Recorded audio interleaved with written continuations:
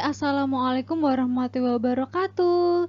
Kembali lagi dengan Kak Amalia di Lebih Cerdas. Untuk video kali ini kita akan melanjutkan mengenai latihan soal literasi asam basa.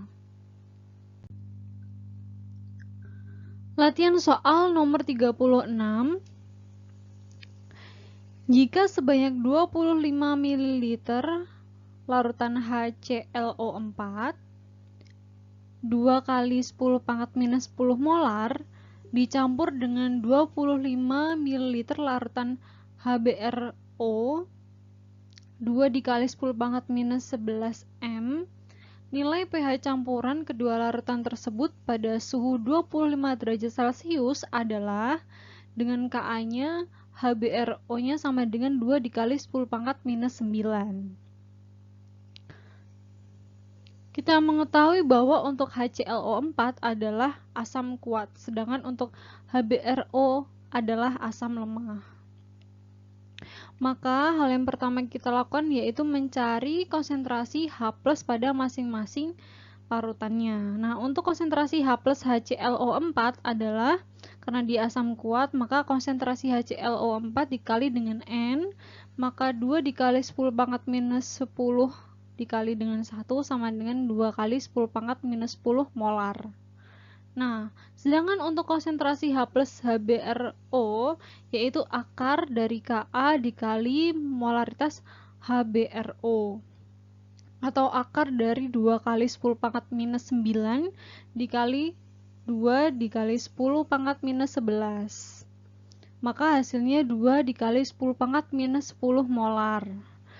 Sehingga untuk konsentrasi H+ campurannya yaitu mol campuran dibagi dengan volume campuran yaitu 2 dikali 10 pangkat minus 10 molar dikali 25 ml, kemudian ditambah 2 dikali 10 pangkat minus 10 molar dikali 25 ml.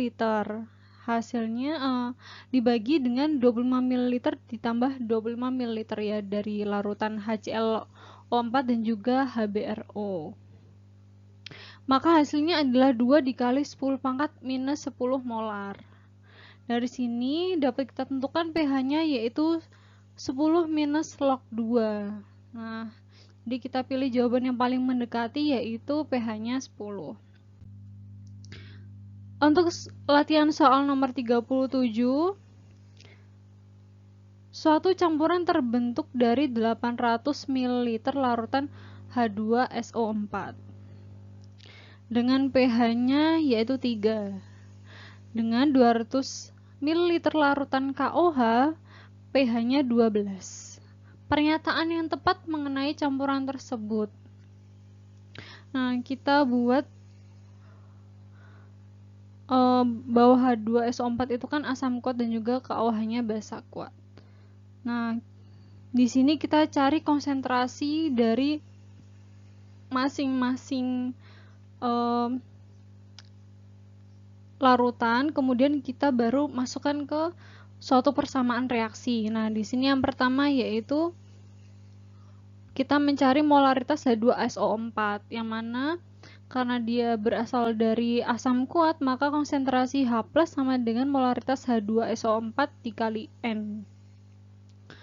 Konsentrasi H+-nya 10 pangkat minus 3 karena pH-nya 3, kemudian H2SO4 yang dicari dikalikan 2 karena H2SO4 memiliki 2 ion H+. Kemudian didapatkanlah untuk molaritasnya sebesar 5 dikali 10 pangkat minus 4 molar. Nah, di sini kita bisa mengetahui molnya ya, karena untuk masuk ke persamaan reaksi dalam bentuk mol. Nah, maka untuk mol H2SO4-nya yaitu molaritas dari H2SO4 5 dikali 10 pangkat minus 4 molar dikali dengan 800 ml yaitu 0,4 milimol. Maka jika dijadikan mol 0,0004 mol. Sama halnya dengan KOH, maka untuk konsentrasi KOH ini bisa ditentukan dengan persamaan konsentrasi OH- sama dengan konsentrasi atau molaritas KOH dikali dengan N, karena dia adalah basa kuat. Nah, untuk konsentrasi OH- itu sendiri, nah jadi untuk pH-nya 12, maka untuk POH yaitu 2, karena 14 minus 12 sama dengan 2, jadi konsentrasi OH-nya yaitu 10 pangkat minus 2. Sama dengan konsentrasi atau molaritas KOH dikalikan 1, karena KOH memiliki 1 ion OH-. Nah, maka konsentrasi KOH-nya sebesar 10 pangkat minus 2 molar. Kita cari mol KOH-nya yaitu 10 pangkat minus 2 molar dikali dengan 200 ml atau 2 milimol. Jadi ketika dijadikan mol yaitu 0,002 mol. Kita masuk ke persamaan reaksi yaitu H2SO4 ditambah KOH. Nah, ini 2 KOH karena disamakan ya. Disamakan unsur-unsurnya dari sebelah kanan dan juga sebelah kiri. Maka H2SO4 plus 2 KOH menjadi K2SO4 plus 2 H2O. Nah, mula-mulanya kita tuliskan ya bagian ini yang sudah kita cari tadi, yaitu mol H2SO4-nya 0,0004 mol. Kemudian untuk KOH-nya yaitu 0,002 mol. K2SO4 dan juga H2O-nya masih kosong karena mula-mula belum terbentuk. Nah, ini yang bereaksi. Nah, yang bereaksi di sini yang menjadi limiting reaktan yaitu H2SO4. Jadi dia bisa habis. Kemudian KOH-nya 0,0008 karena koefisiennya 2 di sini. Kemudian K2SO4-nya 0,0004 dan H2O-nya 0,0008 mol. Nah, jadi untuk sisanya H2SO4-nya habis bereaksi. Kemudian KOH-nya memiliki sisa sebesar 0,0012. Kemudian K2SO4-nya 0,0004 mol. H2O-nya 0,0008 mol. Nah, maka kita bisa menentukan konsentrasi KOH-nya yaitu mol sisa KOH dibagi dengan volume campuran yaitu 0,0012 mol dibagi 1 liter berasal dari 800 ml dari larutan H2SO4 dan juga 200 ml larutan KOH. Maka dijumlahkan menjadi 1000 ml atau 1 liter.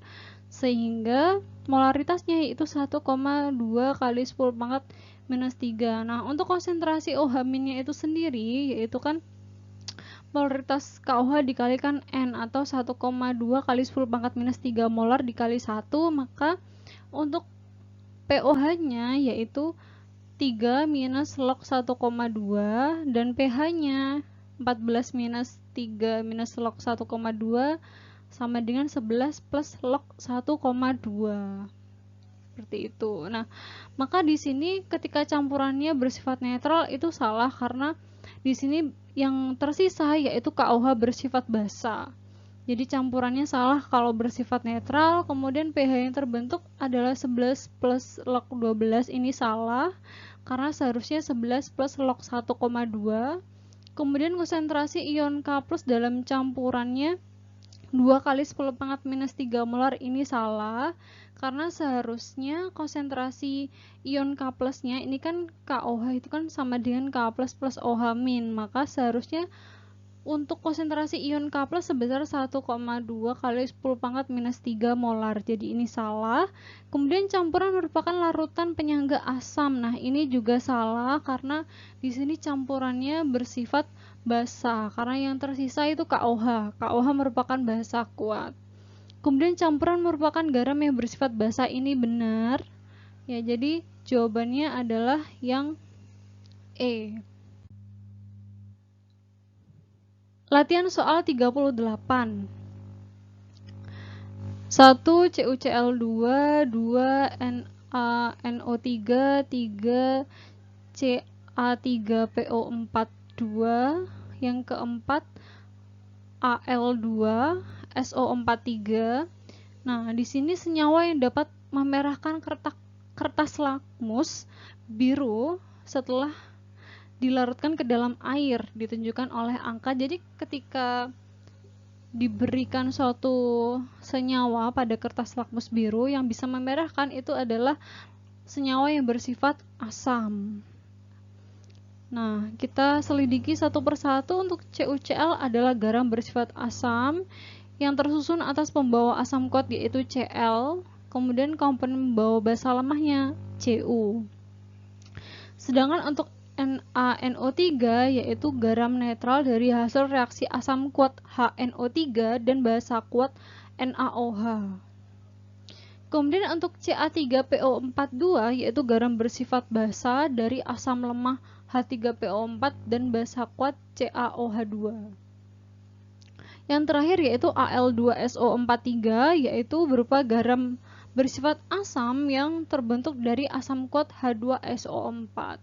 Jadi yang bersifat asam yaitu Al2SO43 dan juga CuCl2. Jadi jawabannya C, 1 dan 4. Latihan soal nomor 39.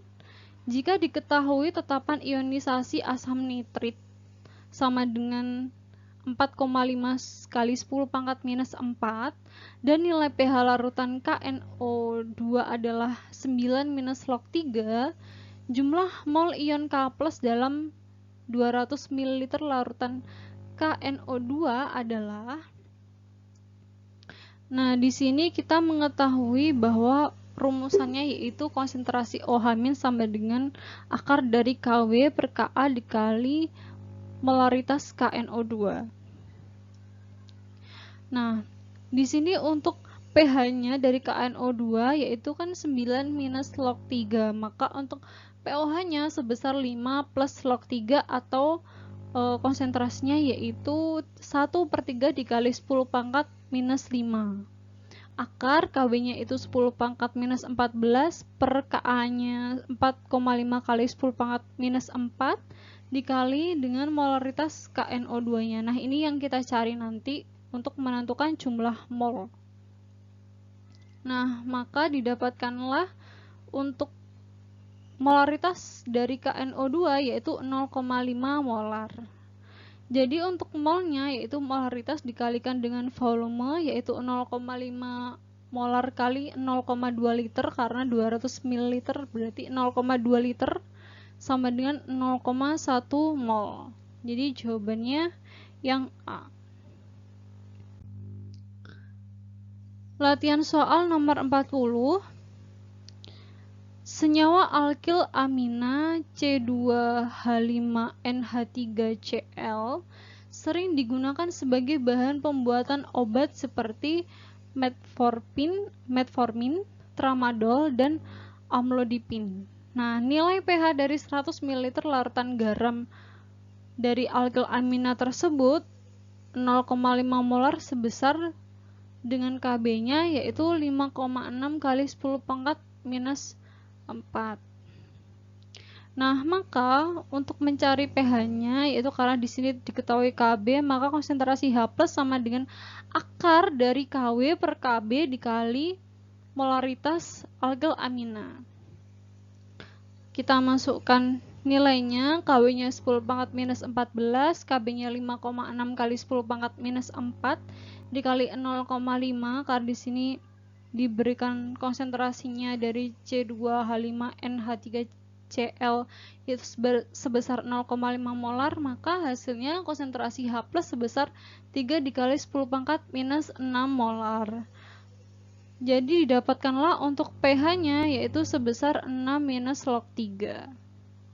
Sekian, jika memang masih ada pertanyaan bisa dicantumkan pada kolom komentar maupun email di lebihcerdas29@gmail.com.